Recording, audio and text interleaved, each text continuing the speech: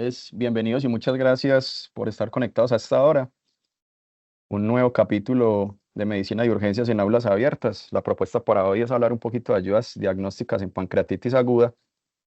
Para los que no me conocen, pues soy residente de segundo año de medicina de urgencias y me llamo Kevin Velázquez. Agradecerle precisamente al profesor Daniel Pérez por la asesoría prestada, es urgentólogo del Hospital Alma Mater. Y la idea entonces es, digamos, proponerle la siguiente agenda temática, básicamente hacer una revisión somera y ligera de algunos aspectos clínicos que consideramos relevantes para poder desarrollar el tema. Nos vamos a centrar en el segundo bloque, que es específicamente hablar sobre las ayudas diagnósticas que más nos pudieran servir en pancreatitis aguda y más que cualquier cosa, algunas controversias y, digamos, algunas de las cosas que hacemos en la práctica diaria. Y finalmente algunas conclusiones, algunos mensajes que queden como conclusión importante después de la presentación. Entonces, comenzando con aspectos clínicos, lo importante es rápidamente comentarles que esta es una de las enfermedades dentro del complejo de las gastrointestinales que más frecuentemente requiere ingreso a nivel intrahospitalario y manejo de la misma como tal allá.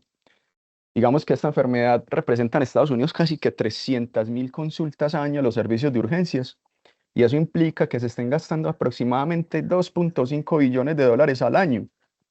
La gran mayoría de pancreatitis, casi que el 80 al 85% de las mismas son de carácter leve, más consideradas como intersticiales edematosas y que generalmente tienden a resolverse en las primeras 72 horas. Sin embargo, hay un 20% que son consideradas como las necróticas y que son las que van a implicar el, la mayor incertidumbre con respecto a la capacidad de predecir desenlaces adversos, toda vez que están más relacionadas a infección y por ende a mortalidad. Dentro de ese grupo, realmente se termina infectando el 30%, casi que un tercio del total, y eso implica que en ese grupo como tal requieran casi que el 90-95% de los casos intervenciones invasivas. A nivel global, la pancreatitis aguda representa casi que una mortalidad del 5%, pero cuando nos vamos al subgrupo como tal de las pancreatitis agudas necróticas o necrotizantes, pues la mortalidad como tal va a ser representada en un 20 al 40%, y por eso es que es tan importante o se hace tan importante para los clínicos tratar de identificarla de una manera temprana o tratar de predecir el curso clínico. Digamos que Colombia está en una incidencia intermedia a nivel global, esto también supeditado pues a subregistros como tal, pero digamos que representa casi que 35 a 40 casos por cada 100.000 habitantes año. Y mirando la epidemiología local, y más que la epidemiología local, son como los trabajos de caracterización, digamos, de las etiologías específicas que más frecuentemente tenemos relacionadas a esta enfermedad. Y en ese trabajo hecho en Cali, en un único centro, retrospectivo, por supuesto, 386 pacientes, digamos que el comportamiento es muy parecido a lo que tenemos como en el resto de Sudamérica y América Latina, en donde la etiología biliar pues, va a ser más frecuente, sobre todo en mujeres de edad media. Sin embargo, lo llamativo del asunto es que, en segundo lugar, pues uno esperaría que estuviera cualquier otra condición, llámese etiología alcohólica o hipertrigliceridémica, cualquier otra, pero aparece la enfermedad idiopática. Y cuando nos vamos a mirar un trabajo un poquito más locales y más regionales, este trabajo hecho en 175 pacientes, retrospectivo también, Hospital General de Medellín entre 2007 y 2010, nuevamente la etiología biliar es la más interesante, pero aparece en segundo lugar nuevamente la etiología idiopática. Y digamos que esto abre pie a definitivamente decir si es que definitivamente estamos encontrando las etiologías precisas o tenemos los medios diagnósticos para hacerlo, o que quizás se nos están quedando condiciones que pudieran inclusive estar representadas en el grupo de la etiología biliar, pero que no las alcanzamos a diagnosticar porque no tenemos los medios como y quedan, digamos, en ese grupo complejo y diverso de la etiología idiopática. Más o menos desde 1949 se empezaron a hacer los primeros registros de pancreatitis aguda, se publicaron los primeros casos, digamos que se intentaron hacer unas clasificaciones iniciales según el curso clínico que veían en la serie de casos, y esta serie de casos fue hecha por Vinton y colaboradores en 1950, quizás fue una de las primeras, pero ha sido una de las más importantes porque digamos que en este caso trataron de caracterizar cuáles eran los síntomas y los signos más frecuentemente presentados en esta enfermedad para tratar, digamos, de mejorar un poquito la probabilidad pretest al momento de tener un paciente con dolor abdominal en mi abdomen superior. Entonces, por supuesto, el dolor abdominal va a estar representado casi que siempre en cualquier etiología, llámese leve, moderado, grave, y que digamos que pueden tener variabilidad en cuanto al inicio a la intensidad y también a la localización en ese abdomen superior. Casi que la gran mayoría va a estar localizada en epigastrio, en hipocondrio derecho, y que tenemos, además de ese síntoma cardinal, unos síntomas acompañantes y que el más importante es el vómito, que a veces pudiera ser incoercible, que se puede representar casi que en el 78, el 80% de los casos, y que quizás esto es lo que abre el abanico, dentro del abanico de posibilidades y el diagnóstico diferencial, la posibilidad de tener una pancreatitis aguda. Y mirando los signos dentro de esta misma serie de casos, lo más llamativo y lo más representativo es el dolor a la palpación, pero es un dolor a la palpación que generalmente no está acompañada de irritación como tal. La irritación es escasa, es rara, inclusive pudiera ser menos del 3%, y disminución del peristaltismo. Y eso pudiera explicar el por qué está, digamos, vomitando toda vez que se está tratando de descomprimir el tracto gastrointestinal de forma retrógrada, pero a su vez también es un proceso localizado porque se produce un hilio adinámico por el contexto inflamatorio. Desde Atlanta, desde 1992, se ha intentado, digamos, establecer los criterios diagnósticos para poder llegar precisamente a la etiología de la pancreatitis aguda. Esos mismos criterios se revisaron en el 2012. Y digamos que la conclusión importante es que son 3 ítems importantes, pero se requieren 2 de 3, sea la combinación que sea. Entonces, digamos que en el 85% de los casos, el diagnóstico va a estar definido por la clínica y por el componente bioquímico, es decir, en el 85% de los casos va a ser un diagnóstico clínico bioquímico, dolor abdominal más elevación de cualquiera de las enzimas pancreáticas por encima de 3 veces el límite superior de la normalidad. Sin embargo, cuando hay incertidumbre diagnóstica, cuando hay diagnósticos diferenciales a la vista de interés clínico, o cuando digamos que ya cuando se tiene el diagnóstico clínico bioquímico, el curso clínico no es adecuado, después de 72 horas se pudiera echar mano, por ejemplo, de la tomografía de abdomen. Tomografía de abdomen también muy discutida, puesto que, digamos que en fases iniciales pudiera aportar algún rendimiento diagnóstico para poder acercarnos a la pancreatitis, pero no tiene adecuada capacidad de predicción de gravedad ni tampoco capacidad pronóstica de mortalidad o de desenlaces adversos como tal. Entonces, esta gráfica finalmente nos termina resumiendo la diapositiva anterior, en donde tienen que haber una interconexión en cualquiera de los 3 ítems, pero se tienen que tener 2 de 3. Listo. Esta gráfica es importante, fue hecha en 1970 realmente, la primera descripción de la cinética de las enzimas pancreáticas. Se ha demostrado que la lipasa tiene una elevación muy, muy cercana como tal al pico de la amilasa, pero tiene una ventaja y es que puede perdurar muchas más horas elevada por encima del límite de 3 veces el límite superior de la normalidad, que ese ha sido como el límite como tal por consenso y por estudios a nivel bioquímico, y permite hacer diagnósticos inclusive más tardíos cuando hay presentaciones inclusive al servicio de urgencias de más de 72 horas de evolución. Y tiene otra ventaja y es que tiene una elevación más importante en la etiología alcohólica, eso más adelante lo vamos a mencionar. Entonces, cuando hay incertidumbre diagnóstica, Atlanta, en criterios revisados del 2012, entonces propone la utilidad de las imágenes, digamos, de corte axial, básicamente tomografía y resonancia magnética, dependientemente del tiempo de evolución, pero ojalá pasadas 72 horas, porque es el punto donde más rendimiento pudiera tener. Sin embargo, digamos que en un escalón menor, con un menor grado de recomendación, también propone la utilidad de la ultrasonografía.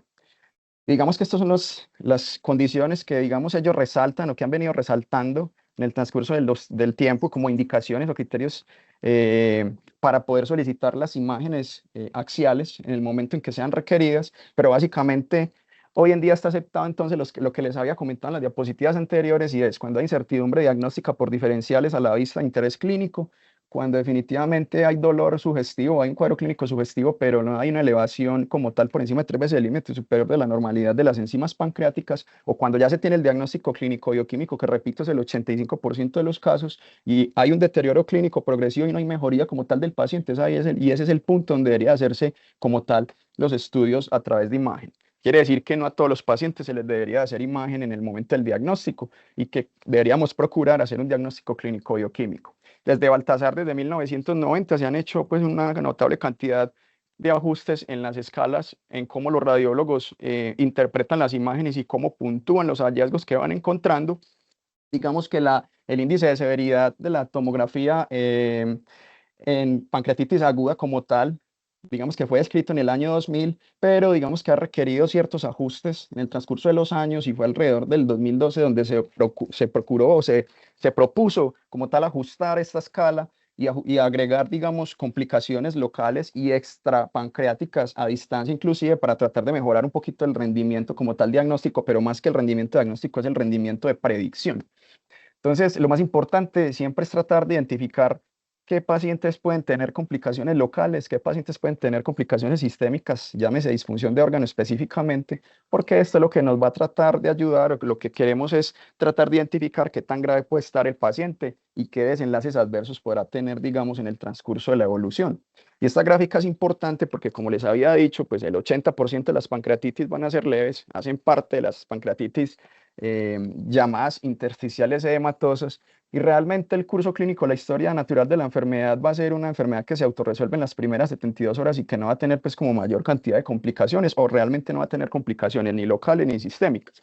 Ocasionalmente y entre las primeras 4 semanas de evolución pudieran aparecer algunas complicaciones locales dentro de este grupo que se llaman colecciones de líquido peripancreático agudo, y que en este caso, pues lo que hay es líquido, no hay necrosis, y que si transcurre un umbral de 4 semanas y persiste esa colección, pues se van a llamar generalmente pseudoquistes. La gran mayoría no se infectan, se autorresuelven solos, no hay que drenarlos y no hay que hacer nada más con ellos, excepto pues que tengan alguna repercusión clínica adicional.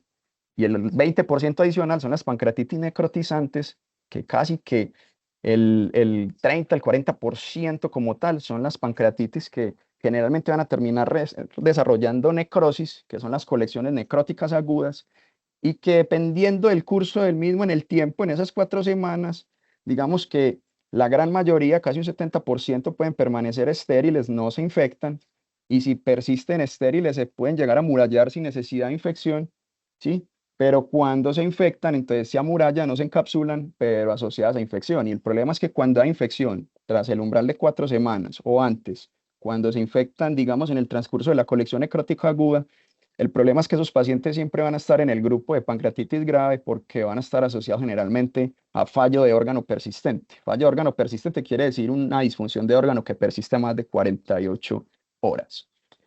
Entonces, la guía de Atlanta nos ha propuesto desde el 2012 tratar de clasificar esa disfunción de órgano, digamos, con escalas multiparamétricas, y la propuesta de ellos inicialmente era hacerlo con Marshall, pero Marshall, definitivamente el rendimiento no ha sido el mejor cuando se ha comparado con las demás. El problema es que las demás tampoco han funcionado bien. Y cuando hay tantas escalas para evaluar una cosa, es porque finalmente no se ha encontrado la que sirve y finalmente ninguna es útil. Y miren ustedes la cantidad de escalas que existen y eso que faltan poner más en esta gráfica para tratar de evaluar la disfunción de órgano en pancreatitis aguda. Y ya conociendo entonces esas dos condiciones, si hay compromiso sistémico y si hay compromiso local, pues uno pudiera entonces atreverse, según los criterios de Atlanta Raíces del 2012, a clasificar la enfermedad como leve, moderadamente grave o grave.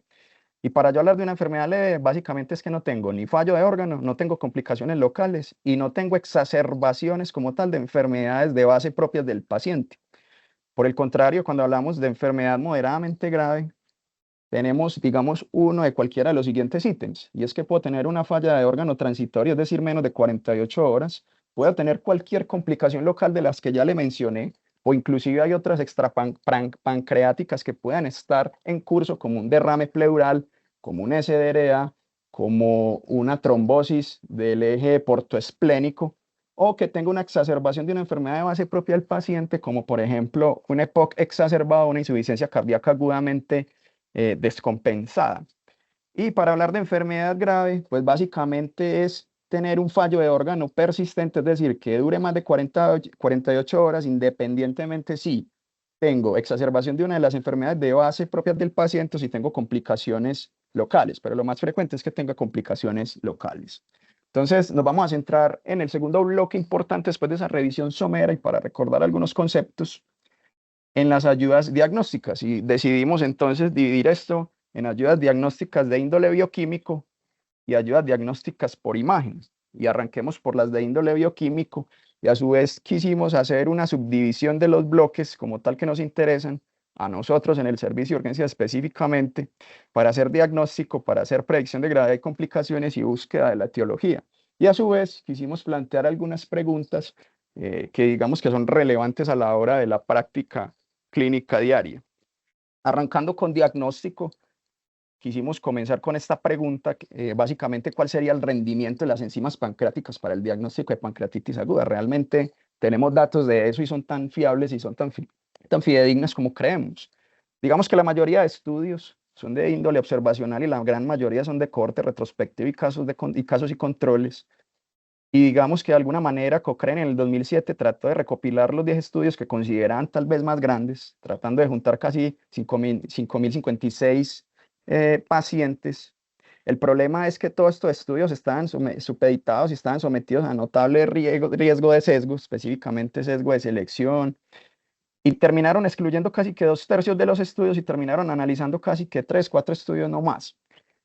Y la conclusión importante a la hora de hacer este metaanálisis, o lo que se quería evaluar, era si ese punto de corte de 3 veces el límite superior de la normalidad, que había sido, digamos, definido más bien por expertos y por estudios bioquímicos in vitro, realmente sí tenían un rendimiento en sensibilidad y especificidad adecuados. Y con esos estudios que alcanzaron a analizar, pues digamos que lo que se encontró es que la amilasa tenía una sensibilidad del punto 72 y una especificidad del punto 93, y que la lipasa tenía una sensibilidad del punto 79 y una especificidad del 0.89.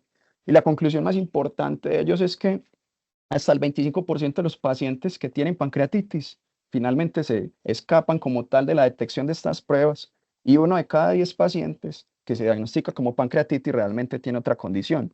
Y hay que recordar que estas enzimas pues se elevan por muchas otras condiciones, específicamente la amilasa. Pero entonces, digamos que el rendimiento y específicamente la sensibilidad no es la que uno quisiera, y tal vez por eso existe mucha incertidumbre en cuanto a qué enzima o a cuáles enzimas debería de solicitar, si pido amilasa, si pido lipasa, si pido las dos. Y entonces abrimos la siguiente pregunta, porque es una condición que uno ve frecuentemente en los servicios de urgencias y que a veces hasta uno cae en ella, y es si se debe solicitar amilasa y lipasa de forma conjunta y de forma rutinaria en pancreatitis aguda en el servicio de urgencias.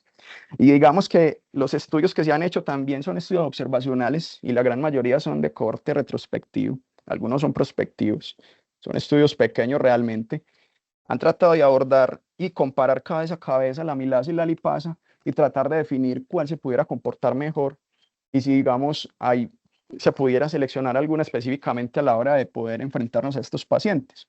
Y digamos que este trabajo hecho en un único centro entre enero y diciembre de 2010 reclutó 117 pacientes o analizó 117 pacientes, y lo que intentaron evaluar era, digamos, la amilasa y la lipasa en el momento inicial del diagnóstico, específicamente en las primeras 72 horas, ¿sí?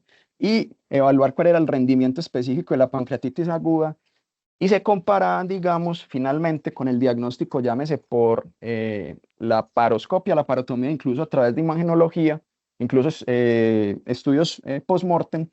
Y básicamente lo que encontraron es que la lipasa tenía una sensibilidad del 96.6 y una especificidad del 99.4, y la amilasa tenía una sensibilidad del 78.6 y una especificidad del 99.9. Y digamos que la gran ventaja de la lipasa era, digamos, el diagnóstico tardío, porque hubo algunos pacientes que se diagnosticaban después de esas 72 horas, que no fue muy representativo, realmente fueron alrededor de 30 pacientes. Y además, en los pacientes que tenían etiología alcohólica, el rendimiento de la lipasa fue mucho, inclusive mejor que la amilasa. Y por eso, digamos que puntó mejor la sensibilidad como tal de esta prueba con respecto a la amilasa. Sin embargo, hay algunos otros trabajos en otras latitudes que también se han interrogado o se han hecho la misma pregunta, y este fue un trabajo hecho en Sudáfrica. Esto fue como una especie de auditoría de un único centro donde se trató de evaluar lo que había sucedido como tal con respecto al diagnóstico en el año 2018 de la pancreatitis aguda en el servicio de esa institución. Y lo que quisieron evaluar era evaluar el rendimiento como tal cabeza a cabeza, amilasa contra lipasa, y cómo se comportaría la lipasa frente a la solicitud de pruebas duales, y si eso tenía alguna implicación como tal en curso clínico, en diagnóstico, y si tenía alguna importancia como tal con respecto a los costos que esto pudiera tener. Y lo que encontraron es que cuando evaluaron como tal el rendimiento de las diferentes enzimas, se dieron cuenta que, por ejemplo, la amilasa tenía una sensibilidad del 50%, un caricellazo, y la especificidad del 98.6, pero la lipasa tenía mejor rendimiento porque la sensibilidad era del 90% y la especificidad del 96.9. Y cuando fueron a comparar lipasa contra la solicitud dual de ambas, o sea, la solicitud de ambas pruebas, se dieron cuenta que ambas pruebas no alcanzaban ni siquiera la sensibilidad de la lipasa sola. Tenía una sensibilidad del 83.3 y una especificidad del 97.4, muy cercana inclusive a la de la lipasa. Y por tanto, inclusive esa sensibilidad tan regular comparada contra la lipasa de la solicitud dual de amilasa y lipasa, pudiera incluso permitir que se pasaran muchos pacientes a la hora de intentar hacer el diagnóstico. Pero no solo es eso, sino que también el costo adicional, porque casi que el 50% de esas pruebas en el contexto dual pudieran ser fútiles a la hora de que no arrojarían, digamos, ninguna ventaja diagnóstica. Y ellos calcularon que esa solicitud dual tenía un costo adicional de $5.000 como tal a la hora de hacer la evaluación del comportamiento de la forma de hacer el diagnóstico durante ese año 2018, pero estamos hablando de $5.000 en una única institución, entonces no sabemos realmente cómo se está comportando, digamos que en todas las instituciones a nivel global. Sin embargo, hay otros estudios en otras latitudes, como en Arabia Saudita, donde también se han hecho el mismo interrogante. Básicamente han intentado, digamos, determinar cuál ha sido la tendencia con respecto a la forma como se hace el diagnóstico y cómo se piden las enzimas a la hora de enfrentarnos a este tipo de pacientes. Y se han encontrado que la solicitud dual se puede ver hasta en un 20, en un 25% de los casos. Para este trabajo fue el 17.4. Y lo otro es el costo como tal de solicitar pruebas que digamos que en su inmensa mayoría una de las dos va a ser fútil, no va a aportar mayor rendimiento diagnóstico, inclusive pudiera deteriorar la capacidad de detección de estos pacientes. Y en este caso, cuando hicieron la auditoría como tal de sobrecosto, fue alrededor de $28.000 en lo que se hizo como tal del análisis a la hora como tal de evaluar la solicitud dual con respecto a la solicitud de la lipasa. Y en Estados Unidos también se ha hecho. En el año 2017 auditaron en las bases de datos de una región en donde, digamos, estaban incluidas 4 instituciones de salud de alta complejidad y se quiso también evaluar cómo era la forma en la que se estaba haciendo el diagnóstico de la pancreatitis. Se estaban solicitando la lipasa, cómo estaba solicitando la amilasa y estaban solicitando las dos, y eso qué implicaciones tenía. Y lo que encontraron es que, digamos que la lipasa se solicitaba casi que en la gran proporción de los casos solita y que el rendimiento diagnóstico pues era, digamos, adecuado. Y aquí se compara como tal contra, digamos, los aciertos diagnósticos de la misma. Y miren ustedes cuando se solicitaba, por ejemplo, amilasa y lipasa, que no era pues como un porcentaje despreciable, aquí está por centro, A, B, C, D, y miren ustedes, 21%, 18%, 34%, 30%, incluso está superando lo descrito en la literatura que pudiera ser el 20 al 25%. Y miren ustedes aquí cuando se discrimina, digamos, por centro y a su vez por servicio. Entonces, en el contexto ambulatorio, en el servicio de urgencias y en el contexto intrahospitalario. Y lo que encontraron es que el contexto ambulatorio y el contexto intrahospitalario son, digamos, las subdivisiones que más como tal solicitaban pruebas duales y por lo tanto, pues digamos que más sobrecosto como tal. El servicio de urgencias tenía, digamos, solicitudes duales importantes a nivel proporcional, pero cuando vamos a mirar costos, lastimosamente, miren ustedes la cantidad de dólares perdidos haciendo el análisis como tal de futilidad de la solicitud dual. Por ejemplo, en el centro A fueron de $23.260, en el centro B fueron $15.090, en el C fueron $31.637 y en el D fueron $12.636. Pero entonces para esas 4 instituciones en ese periodo de análisis y de auditoría fueron de $82.623 desperdiciados como tal.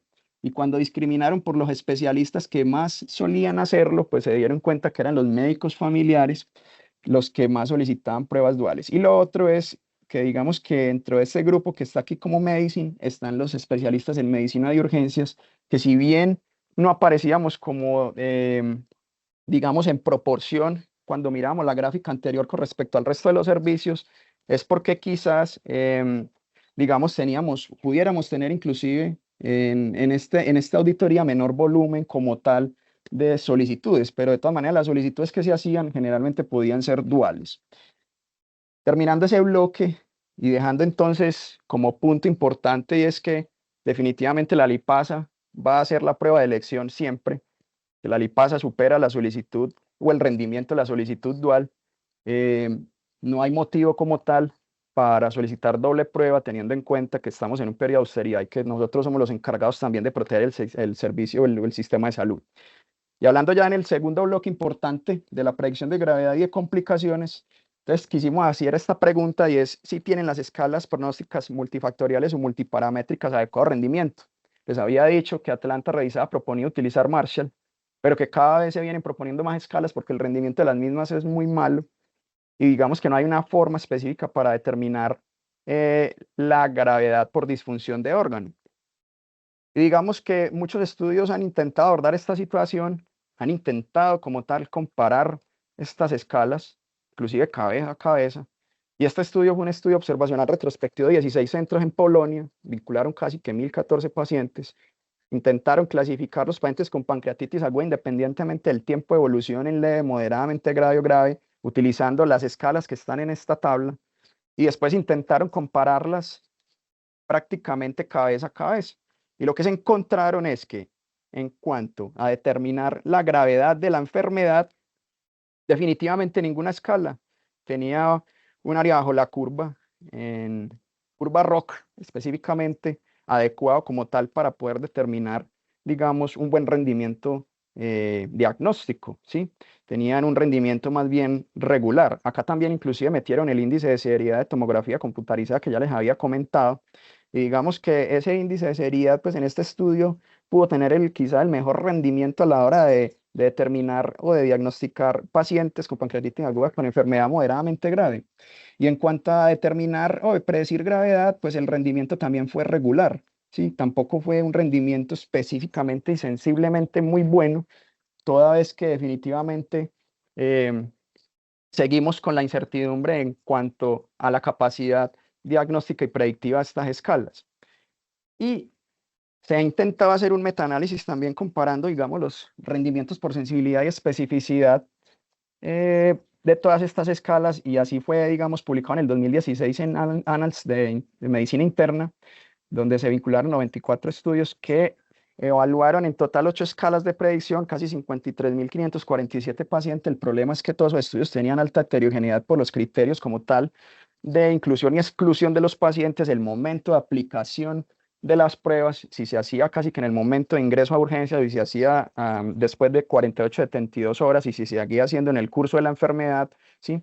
Y digamos que cuando vamos a mirar los resultados de sensibilidad y especificidad que se obtuvieron de los diferentes trabajos, pues se da uno cuenta que Apache 2, por ejemplo, tiene la mejor sensibilidad de todas, es del 100%, pero la especificidad del 63.4%.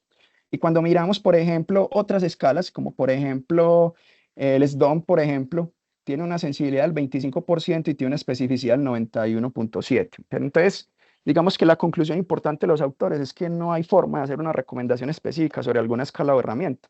Y algunos más bien proponen que en un paciente con pancreatitis aguda, pues uno debería, digamos, que ejecutar o correr en forma simultánea hasta 2 y 3 pruebas de estas o estas escalas multiparamétricas para tratar de aproximarnos a la gravedad de los pacientes. En pocas palabras, estamos a ciegas en cuanto a la capacidad de definir qué paciente realmente está, digamos, leve, moderadamente grave o grave en cuanto a disfunción de órgano.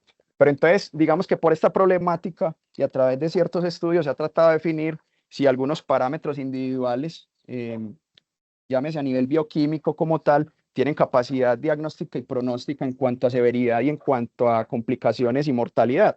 Y digamos que en algunos estudios retrospectivos se había hecho, digamos, el hallazgo de que, por ejemplo, la PCR con un punto de corte de 15 miligramos de cilitro podía tener adecuado rendimiento a la hora de diagnosticar como tal gravedad y cotejarse tal vez con los desenlaces adversos y de mortalidad, digamos que a mediano plazo.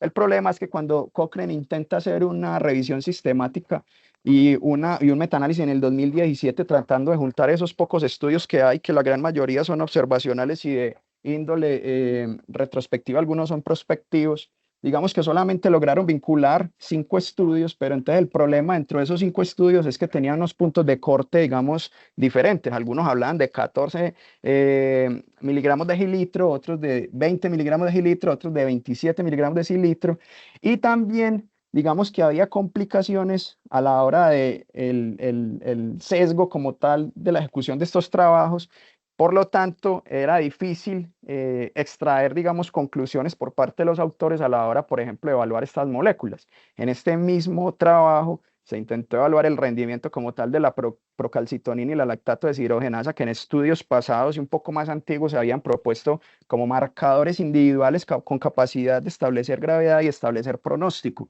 El problema es que definitivamente no hay a la vista una solución como que definitivamente nos permita acercarnos y aproximarnos en este contexto. Y en el 2023 se publica esta revisión sistemática, este metaanálisis de precisión diagnóstica nuevamente de la PCR, de la procalcitonina y la LDH. Nuevamente se seleccionaron un poco de estudios realmente útiles, fueron 5 estudios. El problema es nuevamente la cantidad de sesgos que pueden haber cuando se intentan interpretar lo mismo, toda vez que la calidad de los mismos pues es regular, la mayoría de estudios nuevamente son observacionales, no hay ningún ensayo clínico. El problema son los tamaños de la muestra, lo otro son los puntos de corte y la variabilidad de los mismos a la hora de interpretar estas pruebas, lo otro son el momento en el que se ejecutan estas pruebas y lo otro es la forma como se comparan estas pruebas. Finalmente, pues intentaron hacer una síntesis como tal de sensibilidad y especificidad, pero los autores sí son claros en mencionar que estos resultados están sesgados y que no se deberían tener en cuenta a la hora de aplicarlos en un paciente. Entonces hay una solución a la vista. Pues digamos que sí, y tal vez pudieran ser dos. Una es, digamos, la investigación que se está haciendo en curso en evaluar el rendimiento de la relación de neutrófilos linfocitos, que pareciera que pudiera tener un rendimiento adecuado. Algunos estudios nuevamente observacionales, digamos, están, digamos, tratando de ejecutar para poder, digamos, resolver esta inquietud. Y existe, digamos, una opción que quizás pudiera ser más atractiva y es el uso de la inteligencia artificial basada en algoritmos y redes neurales. Digamos que las escalas multiparamétricas no están del todo malas, sino que quizás le faltan muchos parámetros a la hora de ser ejecutadas que pudieran abordar, digamos, de una forma más global el paciente. Digamos que esa capacidad la tienen, digamos, los estudios o la inteligencia artificial a la hora de tener en cuenta mucha cantidad adicional de parámetros a la hora de ser ejecutadas en tiempo real y digamos que el rendimiento cuando se compara contra escalas multiparamétricas convencionales, como por ejemplo el BISAP, el HAPS o inclusive el Apache, pudiera ser incluso mejor a la hora de evaluar sensibilidad y especificidad que estas escalas. Por ende, y quizás en un futuro las herramientas ajustadas a inteligencia artificial pudieran ser la solución a la hora de tratar de identificar la gravedad de mi paciente y tal vez, y por qué no, los desenlaces pronósticos de los mismos. Y es importante mencionar que la búsqueda etiológica debe ser exhaustiva y ojalá en el servicio de urgencia se deberían de implementar como tal la búsqueda de las mismas, toda vez que se ha encontrado en estudios observacionales y nuevamente retrospectivos como este hecho en China, que básicamente el dejar pacientes rotulados como diagnóstico idiopático sí pudiera estar, digamos que de cierta manera relacionado a mortalidad. En este trabajo de 3.260 recopilaciones en China, básicamente lo que trataron fue de caracterizar varias cosas. Uno, pues cuál era la etiología más frecuente. En este caso, la patología biliar fue la más frecuente. Pero dos, apareció también la etiología idiopática como en segundo lugar, como pasa en nuestro medio. Estamos hablando entre el 2005 y el 2012. Y eso es llamativo, porque digamos que como primera conclusión de esto es que los chinos se dieron cuenta de que muchos de esos pacientes que quedan en ese grupo idiopático, casi que hasta un 40% realmente deberían pertenecer al grupo biliar y toda vez que las herramientas que se tenían para esa época no estaban ampliamente disponibles y no eran capaces de diagnosticarlo. Estamos hablando de la colangioresonancia y la ecoendoscopia. La ecoendoscopia que cada vez viene ganando más terreno y que tiene capacidad de detectar litos en vía biliar incluso con tamaños menores de 3 milímetros y que digamos que en nuestro medio todavía al día de hoy no es ampliamente disponible y que no detectar esos litos probablemente se va a asociar a complicaciones adicionales como el desarrollo de colangitis, una evolución tórpida y probablemente esos pacientes pudieran fallecer inclusive mucho más rápido. Y lo otro es siempre abrir el panorama diagnóstico, tener en cuenta que existen otras etiologías como por ejemplo la hipertrigliceridemia o la hiperlipidemia, que también de cierta manera y en la literatura está relacionada con mayor mortalidad toda vez que se asocia a mayor inflamación como tal sistémica, y ahí está como tal representado en la gráfica. Y ya con respecto al bloque de imágenes, nuevamente los quisimos subdividir en tres bloques importantes. Otra vez vamos a hablar de diagnóstico y predicción de gravedad, búsqueda de etiología e identificación de complicaciones. Entonces, la pregunta es, ¿deberíamos solicitar una tomografía en las primeras 72 horas para hacer diagnóstico y predecir complicaciones? Y digamos, la respuesta quizás va a ser no, por lo que ya mencionamos, el diagnóstico es clínico bioquímico en el 85% de los casos y hay estudios observacionales como este prospectivo hecho en Países Bajos, que son pequeños, tienen realmente muestra pequeña, 166 pacientes, 78 pacientes sometidos a TAC, 49 de esos pacientes fueron en los primeros 4 días, 35 eran clasificados como leve y 14 graves con escalas multiparamétricas. Y lo que se observó es que la tomografía, de cierta manera, en esas primeras 72 horas sí tiene capacidad de detectar algunos cambios que pudieran sugerir como tal pancreatitis aguda. Estamos hablando de un rendimiento de alrededor del 70%. Pero cuando se utilizó la escala de Baltasar para determinar si esa tomografía podía detectar, por ejemplo, necrosis, que es lo que realmente nos interesa para determinar capacidad pronóstica en cuanto a desenlaces de mortalidad, por ejemplo, o de complicaciones. Miren ustedes que en esas primeras 72 horas, en esos primeros 4 días, pues ninguno de los pacientes quedó en el grado E, es decir, no se identificó ninguna necrosis. Quiere decir que la tomografía sí nos pudiera ayudar en el estado de incertidumbre, como ya les había mencionado antes, pero si estamos pensando en solicitar una tomografía para de entrada ir a buscar complicaciones locales, pues realmente estamos, digamos, haciendo futilidad con respecto a la prueba. Bueno, y esta es otra cosa importante y es que como no se encontraron colecciones, ni tanto necróticas ni colecciones agudas como tal, pues digamos que no hubo un cambio como tal en la conducta clínica. Miren ustedes que realmente no hubo un cambio importante en la conducta clínica, o sea que realmente eso no tiene ningún impacto. Y si estamos hablando de que definitivamente en esas primeras 72 horas la utilidad de la tomografía, digamos, no es tampoco tan importante y no es del todo tan útil, y mucho menos para identificar necrosis o colecciones agudas. En este estudio retrospectivo Nicocentro, entre 2012 y 2017 se recolectaron 405 pancreatitis leve. Esto fue solamente hecho en pancreatitis leve. Y 210 de esos pacientes se sometieron a tomografía, es decir, el 51.8%. Y adivinen qué, solamente un paciente tenía datos de necrosis, el 0.47%. Y ese paciente que tenía necrosis en el transcurso del seguimiento, pues resolvió rápidamente, no se infectó y no tuvo, digamos, desenlaces adversos. Quiere decir esto que entonces muchas veces se nos puede estar yendo la mano a la hora de que cuando llegue el paciente con sospecha de pancreatitis aguda, pues le pedimos las 2 enzimas pancreáticas y adicionalmente le agregamos al combo la tomografía.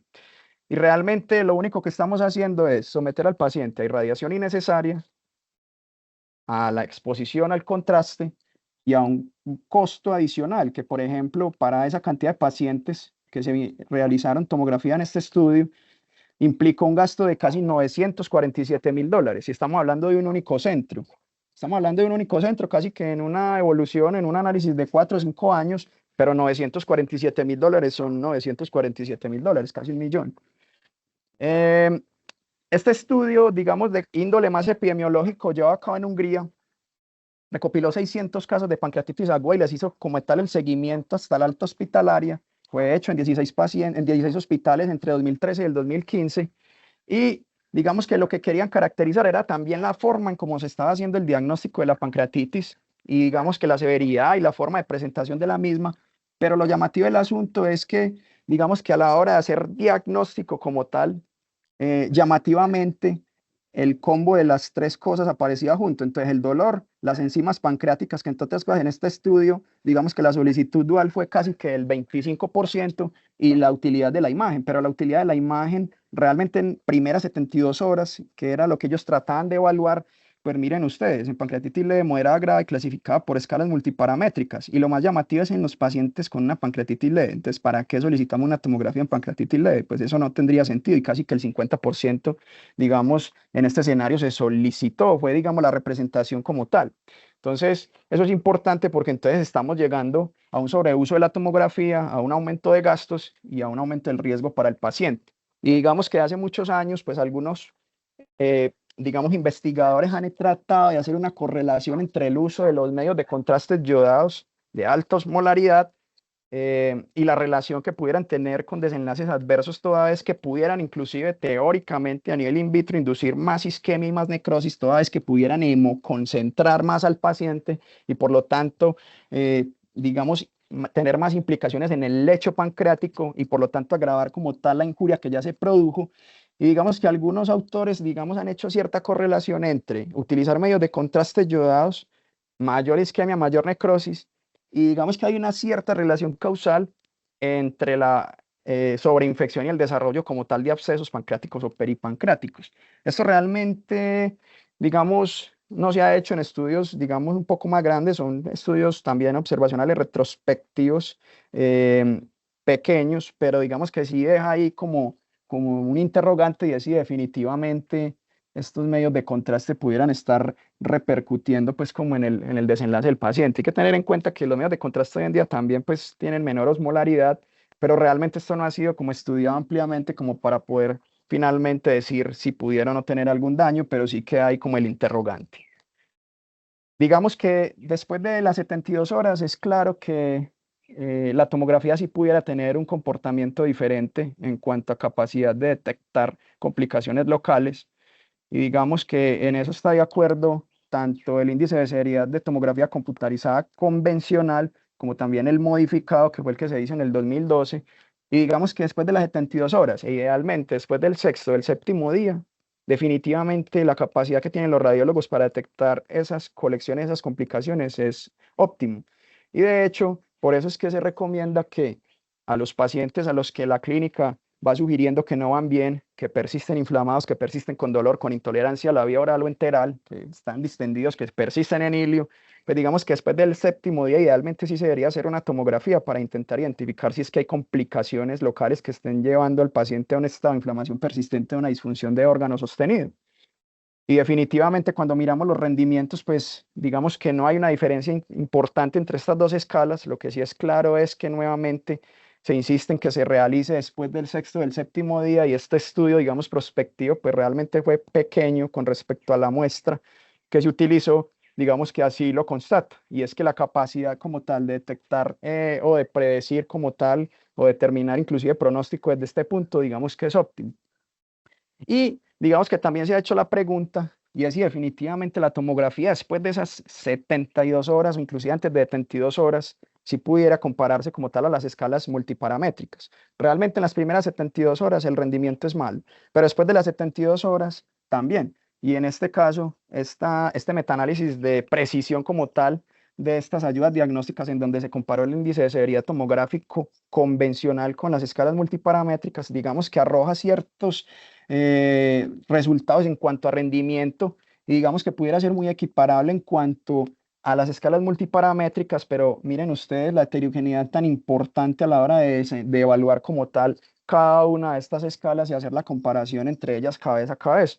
Por lo tanto, tampoco hay forma de extraer, digamos, conclusiones o extraer, digamos, datos importantes que nos digan si podemos más bien hacer una o podemos hacer las demás. Digamos que seguimos en sombras y seguimos a oscuras en este camino. Y lo otro es importante mencionar que cuando vamos a mirar la sensibilidad y la especificidad en este caso, y cuando la evaluamos, por ejemplo, antes de 72 horas y después de 72 horas, pues digamos que cuando vamos a mirar, por ejemplo, antes de 72 horas, la capacidad como tal de detectar mortalidad pudiera ser, digamos, regular, por así decirlo. Y en cuanto a la severidad, pues digamos que el índice de severidad tomográfico en cuanto a las demás escalas también pudiera ser equiparable, pero nuevamente la heterogeneidad con la cual estos estudios, o digamos que la heterogeneidad a la hora de evaluar y de analizar estos estudios es lo que no permite como tal, digamos, extraer conclusiones.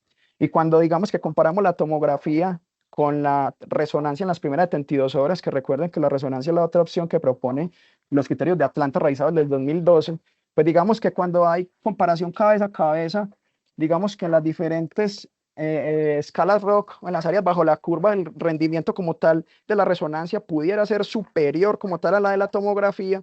Y digamos que en este caso, este metaanálisis también de estudios de precisión diagnóstica reclutó o vinculó 9 estudios de un total de 566 pacientes y encontró que la resonancia magnética pudiera ser más sensible y más específica. Pero digamos que también hay alta heterogeneidad porque nuevamente hay disyunción con respecto a los criterios de inclusión, de exclusión, los momentos de ejecución de la prueba, si se hacía en las primeras 24 horas, 72 horas o después en el seguimiento. Algunos estudios no especifican el tiempo de evolución del paciente y el momento en el que se ejecuta la prueba y por ende, digamos que pudiera haber cierta heterogeneidad también a la hora de poder interpretar y analizar estos estudios. Por lo tanto, digamos que también queda en duda a la hora de interpretar finalmente este tipo de trabajos. Y cuando miramos como tal la síntesis específica, pues miramos que sí, tal vez la resonancia pudiera tener un mejor rendimiento como tal cabeza a cabeza con los estudios de la tomografía, pero nuevamente hay que interpretarlo pues con respecto a la cantidad de sesgos y a la heterogeneidad que pudieran tener estos trabajos y que la gran mayoría son observacionales. Y entonces, digamos que habiendo comentado lo anterior, toda vez que para nosotros la ecografía pues tiene un rol y un papel importante a la hora de evaluar ciertos pacientes y ciertas enfermedades específicas, digamos que quisimos preguntarnos cuál es el papel de la misma en la pancreatitis aguda y toda vez que digamos que los criterios de Atlanta también la proponen como una de las ayudas a tener en cuenta. Y digamos que a la hora de evaluar, digamos, el rendimiento de la ecografía, también existe notable cantidad de dudas con respecto a rendimiento de sensibilidad y especificidad. Por ejemplo, este estudio cross-seccional que se hizo en Pakistán entre 2018 y 2019 en un periodo de 6 meses, pues digamos que con radiólogos entrenados quiso evaluar de forma cegada, digamos, los pacientes que tenían diagnóstico de pancreatitis aguda y compararlo como tal a TAC de abdomen. Realmente se vincularon 245 pacientes. Y cuando se evaluó como tal la sensibilidad y el rendimiento comparando a la tomografía, digamos que la sensibilidad fue el 45.3 y la especificidad el 49.1, es decir, otro caricellazo. Realmente tampoco nos da luces a la hora de poder, digamos, hacer diagnóstico y mucho menos capacidad predictiva. Y cuando nos vamos hacia la búsqueda de la etiología, digamos que el ultrasonido de la ecografía sí toma la revancha o se desquita como tal con respecto al desenlace anterior, al resultado anterior. Y es que sabemos que la ecografía hepática de vía biliar para la búsqueda de colelitiasis y colecistitis sí tiene un rendimiento óptimo y hasta estudios viejos como este trabajo de 1994, pues que también fue un metaanálisis que, digamos, se publicó incluso en la revista JAMA, que vinculó 30 artículos y que más o menos evaluó y analizó 1000 pacientes, pero que tenían colelitiasis. Digamos que hubo cierta heterogeneidad, digamos, por los criterios diagnósticos con los cuales los estudios vincularon y evaluaron y analizaron este tipo de pacientes, pero lo que sí, digamos, demostraron y digamos que se ha validado en trabajos posteriores es, digamos, la sensibilidad y la especificidad tan alta que tiene el ultrasonido a la hora como tal de identificar colelitiasis. Colelitiasis que tiene que ser, digamos, documentada en pacientes con pancreatitis aguda y cuya etiología parece ser biliar, porque estos pacientes por prevención secundaria deberían de salir sin la vesícula biliar de su estancia hospitalaria y que idealmente se debería, digamos, resecar en las primeras 72 horas. Pero entonces, ¿cuál es el rendimiento del ultrasonido hepático y la vía biliar para la búsqueda de coledocolitiasis? Y aquí vuelve y se pifia la ecografía. La ecografía otra vez vuelve y falla como tal a la hora del rendimiento, como tal en la búsqueda de coledocolitiasis. Y es que definitivamente hay otras ayudas diagnósticas que han ido apareciendo y que han superado notablemente la capacidad diagnóstica del ultrasonido. Estamos hablando de la colangioresonancia, la vieja y conocida CEPRE, pues persiste en el tiempo como tal, como una ayuda de referencia, pero también la ecoendoscopia. Y la ecoendoscopia cada vez viene ganando más terreno porque la ecoendoscopia inclusive parece ser superior que a la colangioresonancia en cuanto a capacidad de diagnosticar cálculos más pequeños, incluso menores de 3 milímetros, permite inclusive diagnosticar en su mismo momento la presencia de colelitiasis, de barro biliar, que muchas veces no puede ser ni siquiera detectado por la ultrasonografía hepática transabdominal.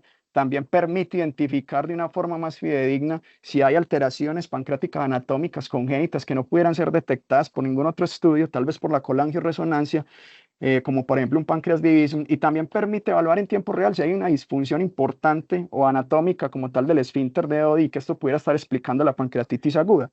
Además de que no es tan invasiva como la CEPRE. Entonces, cuando hay sospecha de que definitivamente la pancreatitis aguda es de origen biliar y se quiere ir a evaluar como tal ese tracto del colédoco, pues si definitivamente la ecoendoscopia no detecta la presencia de cálculos, usted se está ahorrando la CEPRE, se está ahorrando de que le hagan una esfinterotomía, una papilotomía y que le metan el contraste.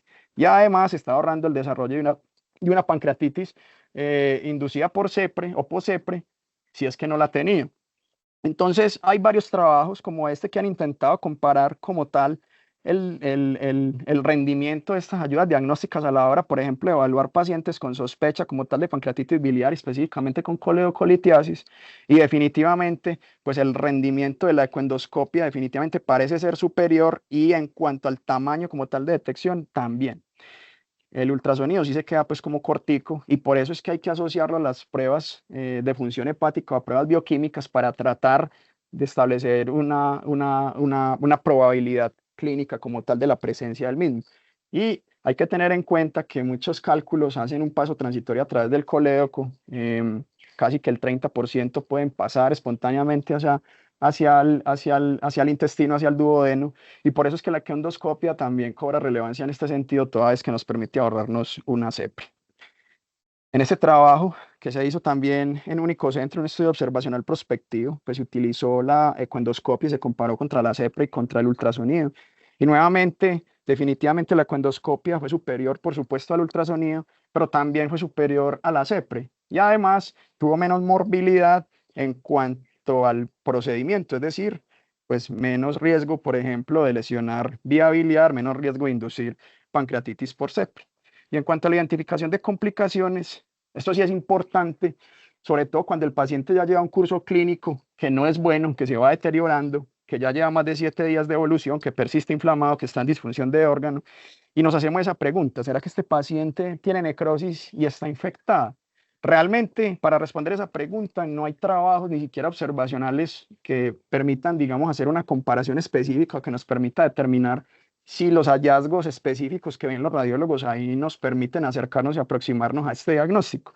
Sin embargo, es más por recomendación de experto y por consenso. Por ejemplo, en esta encuesta que se hizo a nivel web, esto ya se hizo en el 2016, se le enviaron 18 casos a 118 expertos en el mundo. Y lo que se les quería preguntar era si la tomografía en esos diferentes casos, digamos, les permitía tomar conductas toda vez que los radiólogos pudieran, digamos, determinar la presencia de gas o de niveles hidroaéreos. O si más bien por el contrario, ellos preferían de entrada en estos pacientes guiar una punción con aguja fina por ecografía o por tomografía y más bien tomar muestras para estudio microbiológico.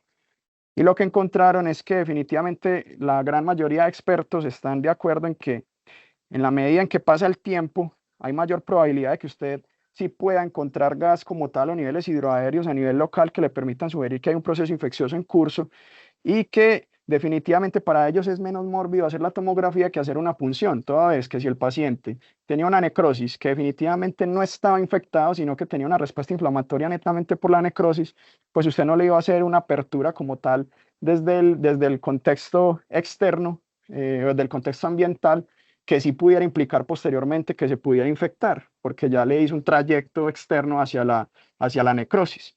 Entonces, en ese orden de ideas, pues la mayoría de expertos sí, digamos, están de acuerdo en que la tomografía sí pudiera ser el estudio de elección a la hora de tratar de evaluar estos pacientes que van con una evolución tórpida, específicamente después de 7 días, para tratar de identificar si es que estos pacientes se necrosaron y por supuesto están infectados.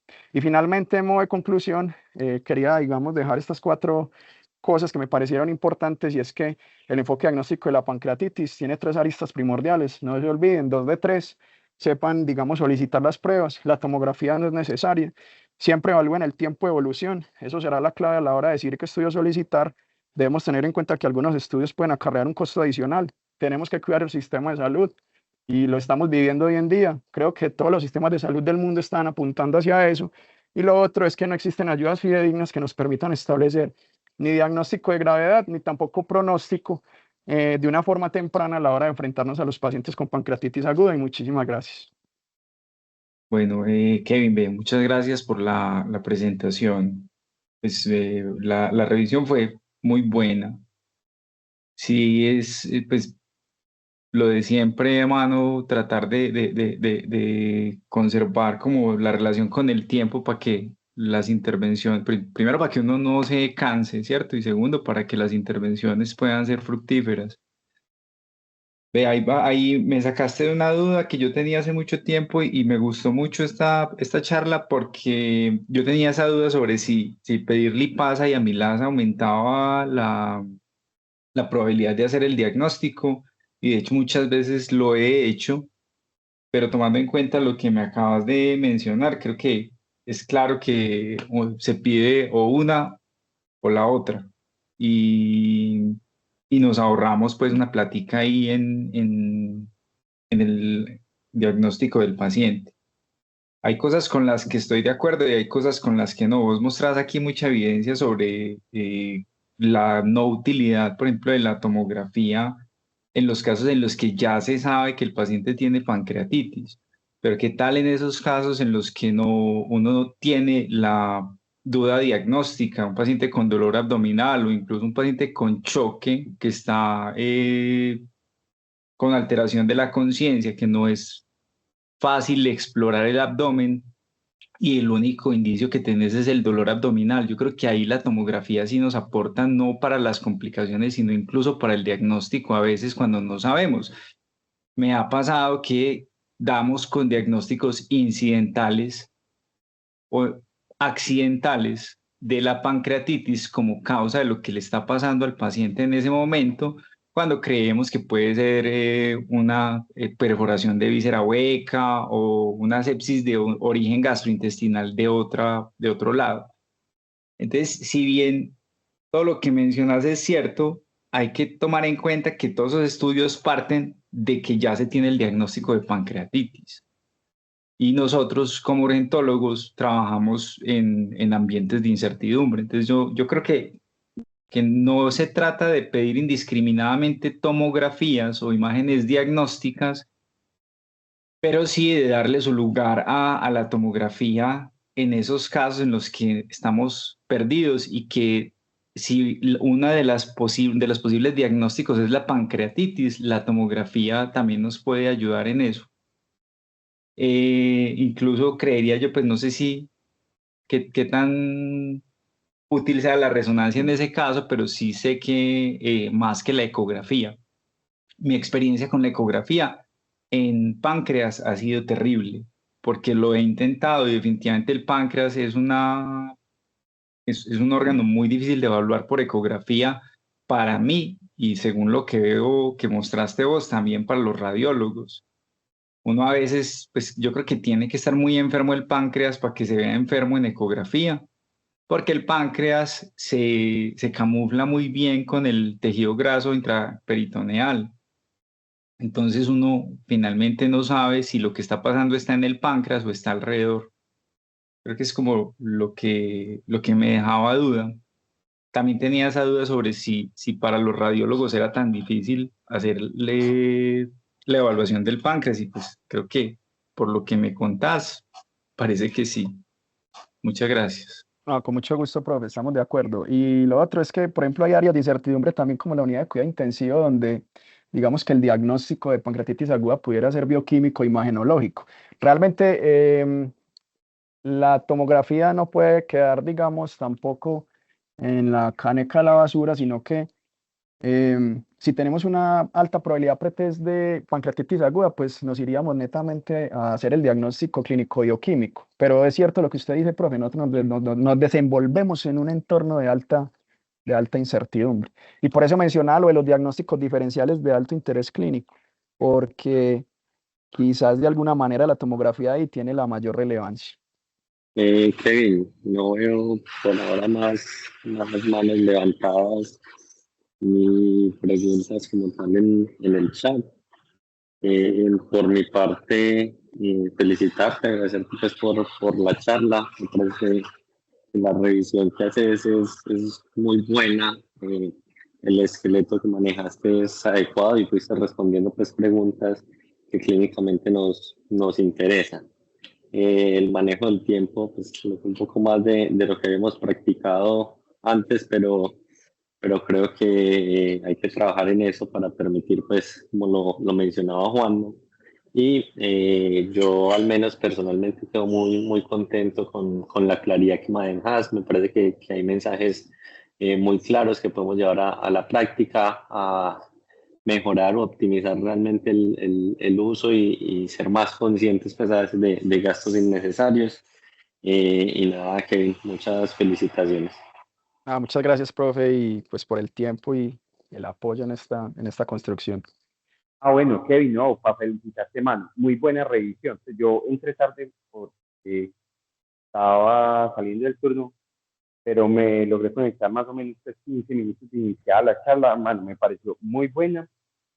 Simplemente para mencionar algo en cuanto al diagnóstico diferencial, pues yo creo que evidentemente, pues con lo que mostraste, para el diagnóstico de pancreatitis, cuando estamos pensando en pancreatitis, sobre todo pues en los escenarios en los cuales pensamos en una pancreatitis leve y no en una moderadamente grave o en una grave, pues quizá ese escenario no sea en el cual uno vaya a utilizar pues, la tomografía, a no ser de que esté buscando, haya una incertidumbre y pues como dolor abdominal esté buscando otra cosa pues, completamente distinta. Me queda claro pues de tu charla que fue así. Y otra cosa con respecto a pronóstico, bueno, pues no es solamente el caso de la pancreatitis, sino también el de muchos otros escenarios en el cual, a pesar pues, de los esfuerzos, no se encuentra, digamos, un biomarcador o un score pronóstico que permita, valga la redundancia, pronosticar qué es lo que va a pasar con el paciente. Sin embargo, pues en este caso, pues, según lo muestras, seguiremos entonces tomando los distintos scores de gravedad fisiológicos e incluso pues algunos parámetros bioquímicos para tratar pues, de hacer el mejor ejercicio. Muchas gracias nuevamente y bueno, mucho te la por cortar en pancreatitis. Muchas gracias, profe. Y completamente de acuerdo. Días a todos, Kevin, yo también, pues me uno a felicitarte, excelente dominio del tema, la presentación, las imágenes, la selección bibliográfica. Yo creo que definitivamente pues demuestra que ya llevas casi 2 años en el programa haciendo las cosas muy bien, entonces te felicito.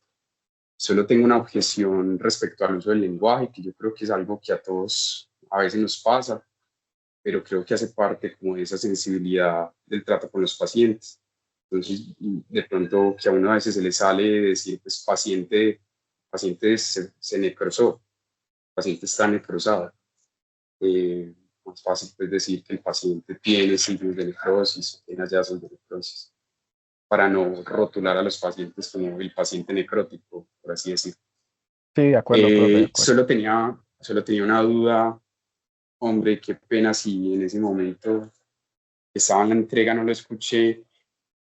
Esa recomendación de la guía, que originalmente viene de la guía, que es de una guía como el 2004, de hacer tomografía a las 72 horas si las cosas no van bien, está basado en unos estudios de los años 90 de la evolución tomográfica que se hizo en ese momento de algunos pacientes con pancreatitis. Sí, Como señor. las imágenes han cambiado, la calidad, etcétera.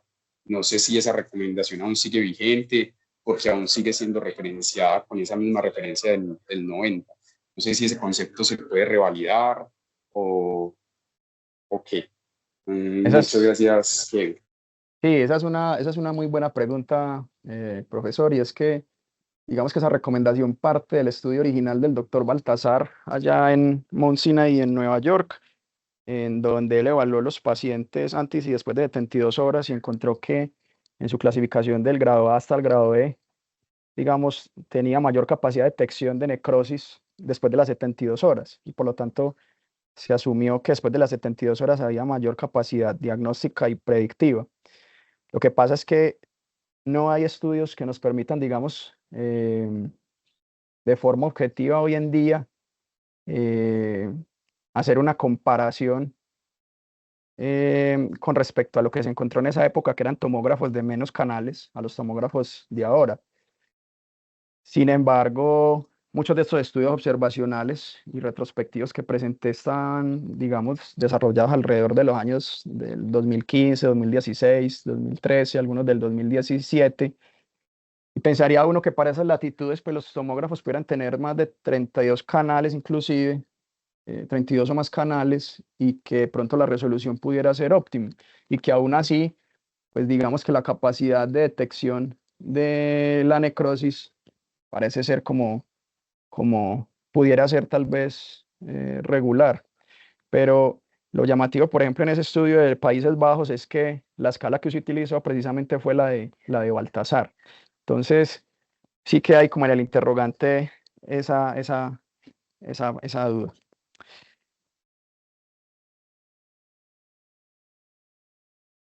Muchas gracias. Veo levantada por último la mano del doctor Rafael Cárdenas. Adelante. Buenos días. Felicito también a Kevin por la charla tan amplia y constructiva. Quería, desde mi punto de vista de radiólogo, con 21 años de experiencia, tanto ambulatorio como hospitalario, hacer unos comentarios. Ahora preguntaba al doctor Juan Manuel sobre el rendimiento de la ecografía. De pronto no le había visto un rendimiento interesante, bueno, para ver el páncreas. Eso es real, y eso no solamente para el urgentólogo, sino para el radiólogo y todos los médicos que están incursionando en ultrasonido. La ecografía, digamos que en un 50% de los pacientes puede demostrar adecuadamente el páncreas, y a veces es menos, porque depende no solamente es operador dependiente, máquina dependiente, sino paciente dependiente. El páncreas tiene dos interfaces gaseosas que lo bloquean muy frecuentemente, a veces más en más del 50% de los pacientes, que son el estómago y el colon transverso.